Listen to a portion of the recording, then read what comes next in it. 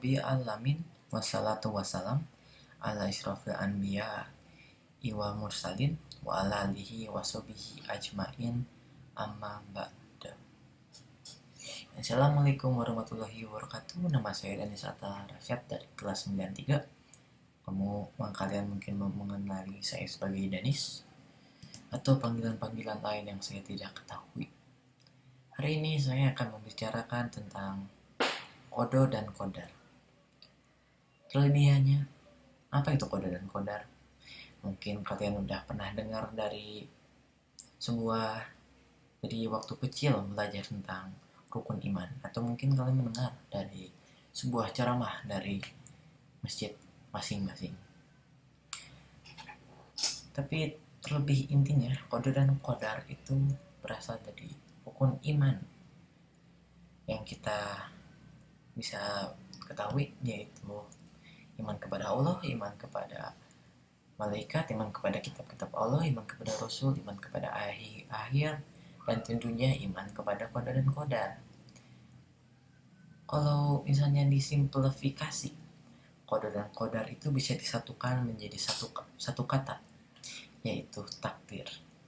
Bahwa kita telah ditakdirkan oleh Allah untuk melakukan ini dalam waktu ini, untuk ini. Contohnya seperti kenapa saya duduk di kursi ini, untuk bicara kepada kalian, untuk mematuhi perintah oleh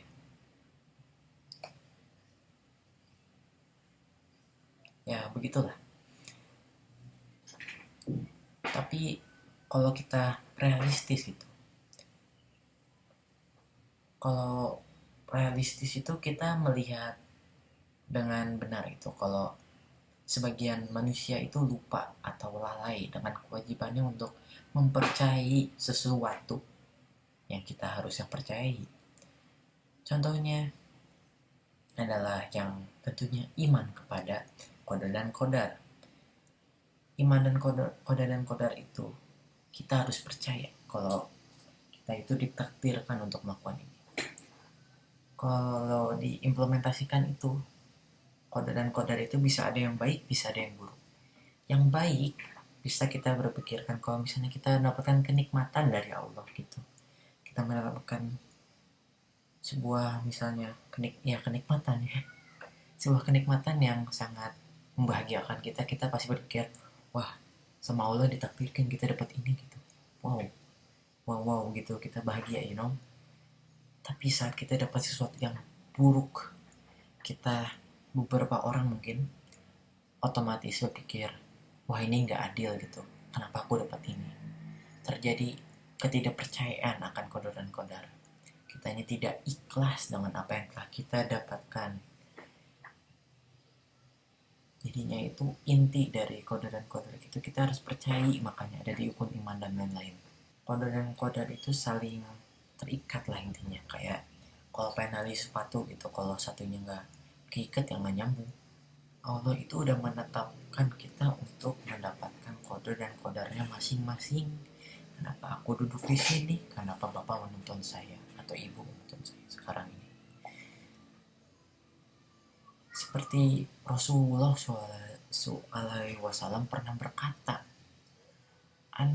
Antua mina billahi wa malaikati wa kitabihi wa rusulihi wa wahbihi ajri ahdihi wa tuhimina biku hi khairi wah sah, yang berarti kamu beriman kepada Allah, malaikat-malaikatnya, kitab-kitabnya, rasul-rasulnya, dan hari akhir.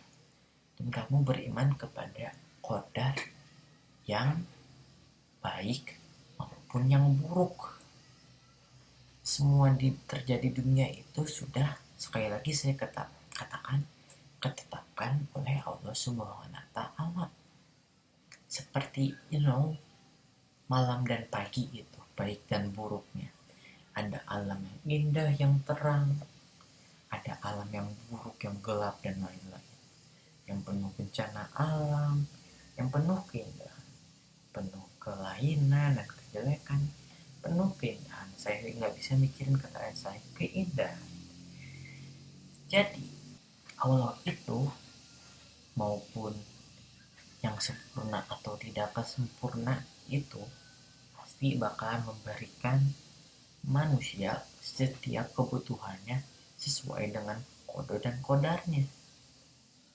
Karena demikian, sebagai ketentuan yang sudah pasti baik, seharusnya pasti baik dan buruk, manusia harus tetap mengimaninya. Karena itu adalah sebuah rukun dan sebenarnya tidak ada salahnya kalau kita tidak kalau sebenarnya tidak ada salahnya kalau kita mempercayai atau beriman kepada kode dan kode. Kenapa? Karena jika kamu mendapatkan hal yang baik, kamu pasti berpikir, kamu pasti bersyukur akan apa yang telah Allah berikan kepada Anda.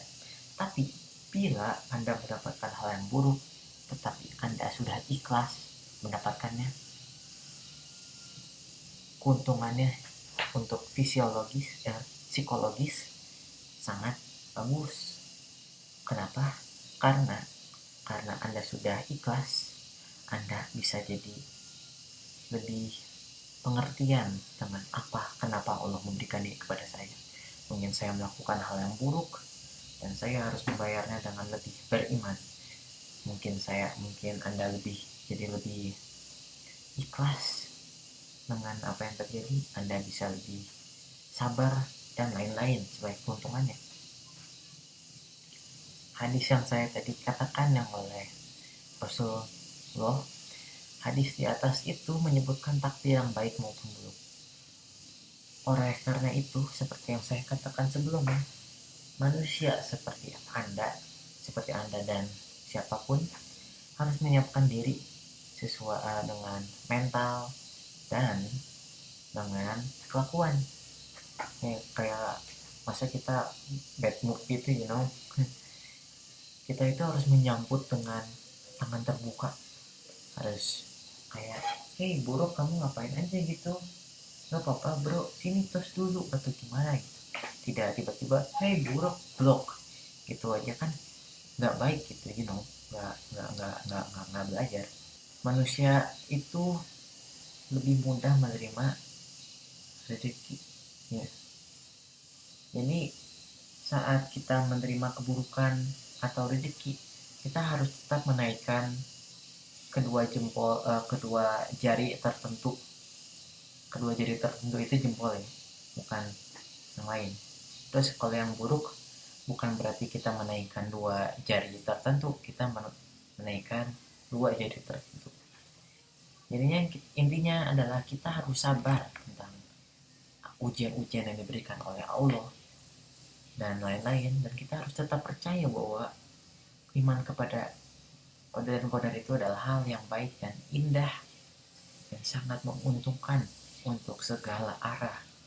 Anda mendapatkan pahala, Anda mendapatkan pelajaran, Allah mendapatkan iman dari kita ini dan lain-lain. Jadi itu mutualisme, dan saat terjadinya mutualisme terjadi seperti sebuah tos yang pas, yang sangat pasnya itu menghasilkan sebuah simfoni yang penuh keharmonisan dan lain-lain. Tapi daripada saya melanjutkan kelamaan dan lain-lain, saya akan menutup dengan doa majelis. Subhanakallahumma wa bihamdika asyhadu an la ilaha illa anta astaghfiruka wa atubu ilaik. Sekali lagi saya Danis Atala Rasyad. Terima kasih telah mendengarkan. Terima kasih telah sabar. Mohon maaf jika ada kesalahan yang tadi saya katakan. Janganlah bernegatif. Tetap iman kepada Allah bahwa kita harus qada dan qadar. Terima kasih telah mendengarkan. Wassalamualaikum warahmatullahi wabarakatuh.